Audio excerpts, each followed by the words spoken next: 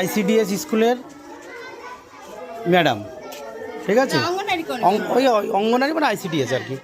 ইনি এই যে স্কুলের যে পরিস্থিতি দেখেন, বাচ্চারা এই যে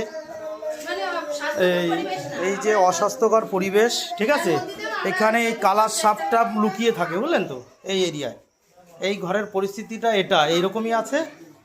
আর বাচ্চারা এখানে খুব সংকটে আছে, ঠিক আছে, কারণ নিচে এই যে এখানে ইঁদুর সাপ, আর বর্ষার সময় তো আরও কালার সাপ টাপ এই সমস্ত মানে থাকে আর কি। আর বিষয়টা হচ্ছে এই স্কুলটা রিপেয়ারিংয়ের জন্য এসেছিলো 1,20,000 টাকা পড়ত। এটা এই বাথরুমটা আগে করা ছিল সাধু সরকারের আমলে করা, মানে আজ থেকে 20 বছর আগের করা, ঠিক আছে। সেইটাকে রিপেয়ারিং করা হয়েছে, রিপেয়ারিং করে আর ওইটা হচ্ছে ট্যাঙ্কি একটা লাগিয়েছে, ট্যাঙ্কি লাগায়নি, সেফটি ট্যাঙ্কিটা একটু বানিয়েছে। এটা 1,20,000 টাকার বরাদ্দ করেছে। এইখানে কি পরিমাণে ঘোটালা হয়েছে সে তো আপনারা বুঝতে পারছেন।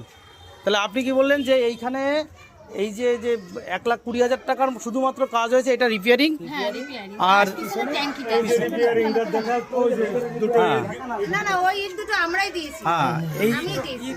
ঠিক আছে, এই হচ্ছে অস্বাস্থ্যকর পরিবেশ।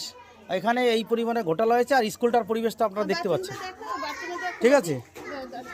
আর বিষয়টা হচ্ছে স্কুলের এই অরাজকতা, স্কুলের টাকা যেখানে সাধারণ ছেলেপেলে পড়াশোনা করে, গরিব ঘরের ছেলেমেয়েরা আসে এখানে, সেইখানের টাকা এইভাবে লুট করেছে এই টিএমসি সরকারের চেলা চামুন্ডারা এবং এইখানকার পঞ্চায়েত প্রধান এবং এখানকার আর যে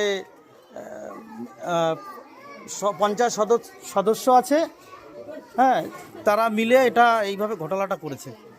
তা আমি যতটা দেখানোর চেষ্টা করছি আপনারা দেখুন, এই হচ্ছে পরিস্থিতি বাথরুমটার। এখানে 1,20,000 টাকা, এই বোর্ডটা ভালো করে দেখেন, 1,20,000 টাকার মধ্যে এই কাজটা এখানে হয়েছে, শুধু রিপেয়ারিং আগে ছিল এটা, ঠিক আছে। এটা করতে এসে পঞ্চায়েত প্রধানের অনেক হুমকি চুমকি শুনতে হয়েছে, এনাদের বাধা দিয়েছিল, ঠিক আছে, বাধা দিয়েছিল তো এটা করার সময়,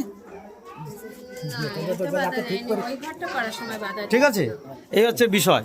গ্রামবাসী আজকে সবাই মিলে এসে এটার প্রতিবাদ জানানোর জন্য, এই যেভাবে অরাজকতা চলছে, এই অরাজকতাটা মিডিয়া যাতে আলোকপাত করতে পারে এবং এর সঠিক যাতে ব্যবস্থা নেওয়া হয়, আমরা তার ব্যবস্থা আমরা নেব গ্রামবাসী মিলে সকলেই।